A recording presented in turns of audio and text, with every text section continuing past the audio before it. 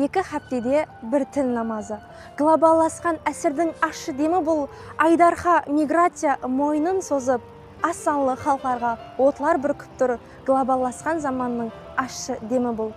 Мағлұматтарға қарағанда бүгінгі күнде 7100-ден астам тілдер бар екен. Солардан 400-і жоғалып баратырған тілдер қатарында есапқа алынбақта. Біз жастар ана тілімізді осы тәрізде бұзып сөйледі давам етсек, қарақалпақ тілі де осы жоғалып баратырған тілдер қатарынан орын алмауына кім кепілдік бере алады? Хақында да қарақалпақ тілін келешек әулетқа жеткеріп беру бұл біздердің вазифамыз саналады. Солай екен, жастар арасында қарақалпақ тілді қай тәрізде қолданып жүрді, біргелікте көреміз.